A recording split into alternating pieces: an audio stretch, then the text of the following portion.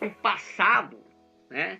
O passado, ele fica para trás a partir do momento que, né, a pessoa ela se arrepende, se humilha, né? A partir do momento que a pessoa ela se arrepende, né? Então, muitas vezes nós ouvimos alguém dizer: essa pessoa já foi assassino, já foi isso, foi aquilo, né? Mas Deus, que conhece o coração, conhece a mente, né? Ele é capaz de, a Bíblia diz em 2 Coríntios 5,17, assim, pois, se alguém está em Cristo, nova criatura é, as coisas velhas se passaram, eis que tudo se fez novo.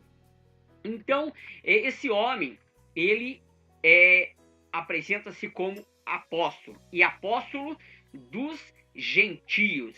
Ele recebeu as qualificações, as revelações, os ensinamentos para pregar ao povo que não era judeu, né?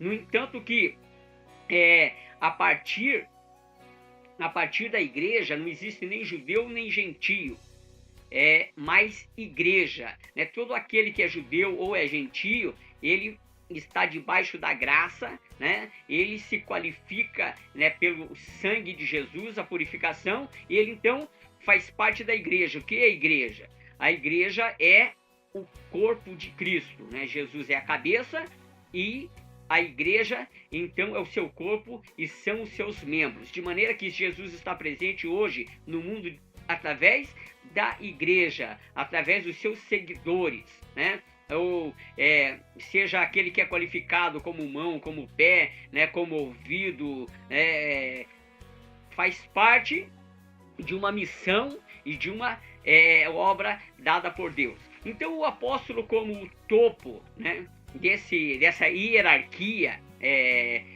dentro da igreja, ao qual o apóstolo diz, ele mesmo, então o próprio Deus deu uns para apóstolos, né? Então, aquele que recebe uma missão especial, nenhum outro, né? A Bíblia diz que nenhum outro, como a Pedro foi dado o ministério da circuncisão e a Paulo da incircuncisão, né? Porque os judeus, eles eram circuncidados e consideravam os gentios como incircuncisos, né? Pessoas que não tinham a marca de Deus, né?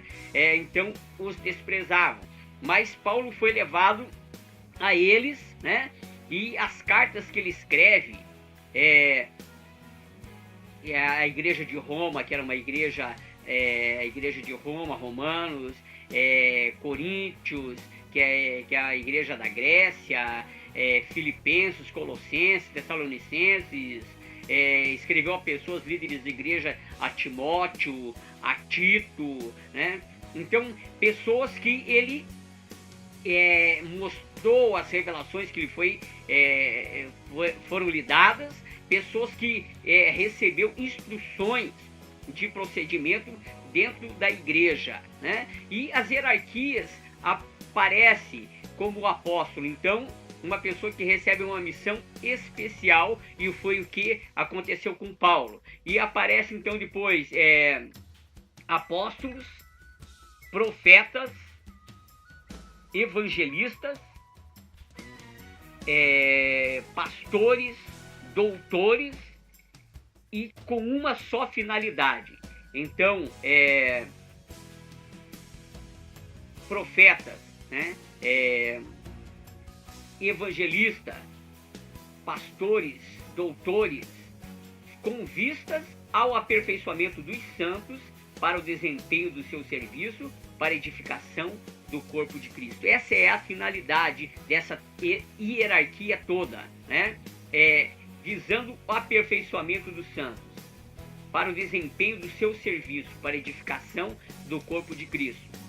Então, se você for ver dentro da igreja, hoje já não temos os profetas com ministério especial, como tinha no Velho Testamento, no Antigo Testamento, homens que estavam na frente da nação, na orientação, mas a igreja ainda tem hoje profetas.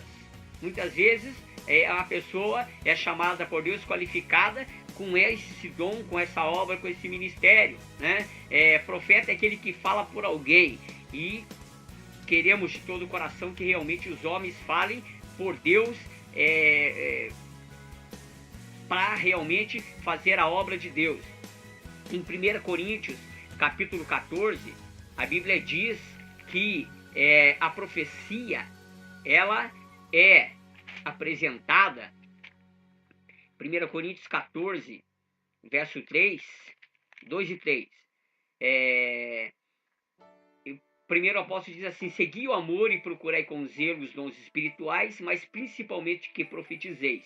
Pois quem fala em outra língua não fala aos homens, senão a Deus, visto que ninguém o entende, e em espírito fala mistérios. Mas o que profetiza fala aos homens, edificando, exortando e consolando. Né? Então a profecia é para edificação, exortação e consolação, com o intuito do aperfeiçoamento dos santos, para a edificação do corpo de Cristo. Né? O apóstolo apresenta evangelista. O que é um evangelista? Aquele que prega o evangelho, aquele que comunica as boas obras. Né? Então, se um apóstolo teve uma revelação especial, né, o profeta, dentro daquele ministério, né, então ele vai falar, né, dentro daquela qualificação, exortando, edificando e consolando. O evangelista é aquele que vai plantar a semente daquela revelação recebida, né, vai proclamar, né, aquele tipo de ministério. Né? Alguns têm um ministério de cura, outro de libertação, de pregação da palavra. Cada um, a Bíblia diz, cada um fique na vocação em que foi chamado. E depois aquele que planta a semente, ou seja, os semeadores, que são os evangelistas, pastores, é aquele que o evangelista angariou, buscou, plantou a semente, são aqueles que cuidam, né, para que realmente a pessoa possa desenvolver e progredir. Mestres e doutores são aqueles que são qualificados e conhecem a fundo, né, a profundidade de uma doutrina, de uma revelação recebida, né? Então são isso tudo pontos que são apresentados quando Deus chama. A Bíblia diz que Jesus disse em João 15:16, não escolhestes vocês a mim, pelo contrário, eu é que vos escolhi a vós e vos designei para que vades e deis fruto, e o vosso fruto permaneça, a fim de que tudo quanto pedirdes ao Pai em meu nome, ele vô-la conceda. Né? Então Jesus é que nos chamou, Jesus é que nos designou. Né? Então nós somos agraciados pelo chamado de Deus.